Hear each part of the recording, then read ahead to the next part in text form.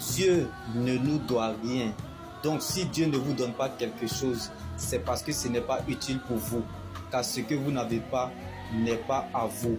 Donc il y a des questions qui n'auront jamais de réponse. Ce n'est pas un oubli ni une malédiction.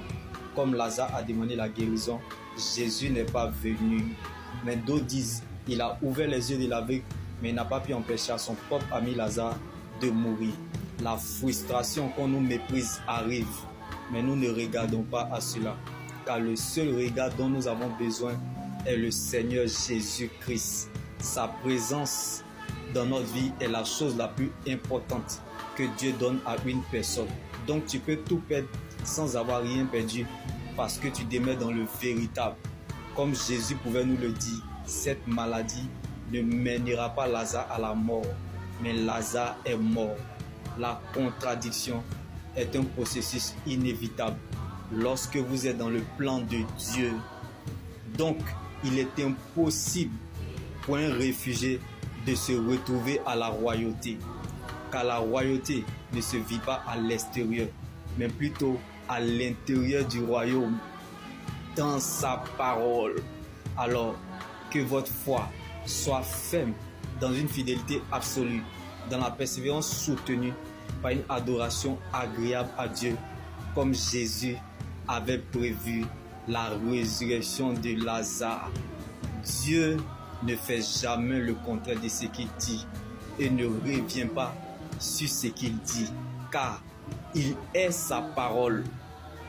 Dieu ne travaille pas sur sa parole, mais veille sur sa parole.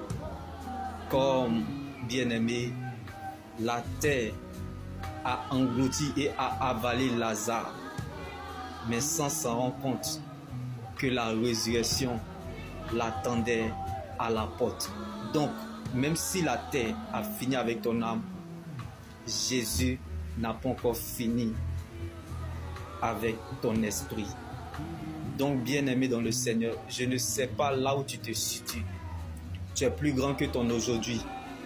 Même si le temps présent ne témoigne pas de toi, sache qu'il y a une fin qui t'attend. Comme il a fallu que Lazare meure et parte en tombeau pour aller le ressusciter. Dieu ne se trouve pas à la parole, mais plutôt dans sa parole.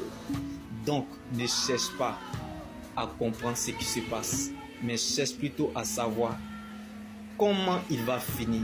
Car lorsque Dieu révèle un fait, il va jusqu'au bout de sa délivrance complète. Car Jésus est la finalisation de ce qu'il commence. Donc il ne peut jamais mal finir ce qu'il a bien commencé. Car il ne commence jamais quelque chose sans l'achever.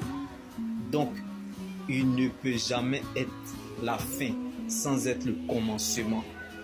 Donc, bien-aimé, même si tu ne veux plus croire, le ciel croira à ta place. Oui, laisse-moi te choquer en ce jour, bien-aimé.